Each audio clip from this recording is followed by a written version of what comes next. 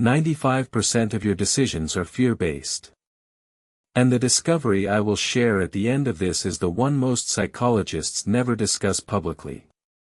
Let's consider the case of a young professional, Alex, who seems to have it all together. However, despite her success, she struggles with anxiety and constantly second-guesses herself. As we delve into her story, we'll explore how fear is the underlying driver of her decisions. From her childhood experiences to her current relationships, we'll examine how fear has shaped her mindset and behavior. But what if I told you that Alex's story is not unique? That, in fact, most people are controlled by their fears, even if they don't realize it. The next pattern is the one that keeps the most intelligent people trapped. According to Sigmund Freud, the father of psychoanalysis, our unconscious mind plays a significant role in shaping our fears. He believed that our unconscious mind is responsible for many of our thoughts, feelings, and behaviors, including our fears. Let's take a look at one of Freud's famous case studies, the story of little Hans. Little Hans was a young boy who developed a phobia of horses. Through his analysis, Freud discovered that little Hans' phobia was not just about horses, but about his unconscious fear of his father.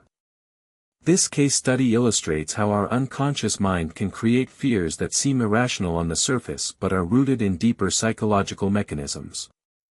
As Freud once said, the unconscious mind is the source of all creativity and innovation, but also of all fear and anxiety. What the research shows next will make you question every decision you have made this week. So, how does fear affect our decision-making process? Research has shown that when we're under stress or anxious, our brain's amygdala is activated, releasing stress hormones like cortisol and adrenaline. This can lead to impulsive decisions, as our brain is more focused on survival than rational thinking. But what if we could rewire our brain to respond to fear in a more constructive way? Let's look at the example of a firefighter who has to make quick decisions in high-pressure situations. Despite the danger, firefighters are trained to stay calm and focused, making rational decisions even in the face of fear. The last insight on this list is the one most people cannot face about themselves. So, how can we overcome fear and make more rational decisions? The first step is to become aware of our fears and how they're influencing our decisions.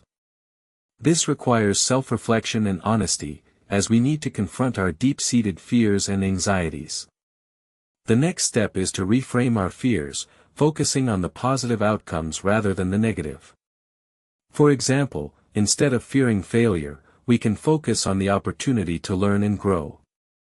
By reframing our fears, we can begin to build confidence and develop a more positive mindset. As we continue on this journey, we'll explore more strategies for overcoming fear and achieving our goals. In conclusion, fear is a powerful force that can control our decisions, often without us even realizing it. But by understanding the psychology of fear and how it affects our mind and behavior, we can begin to overcome it.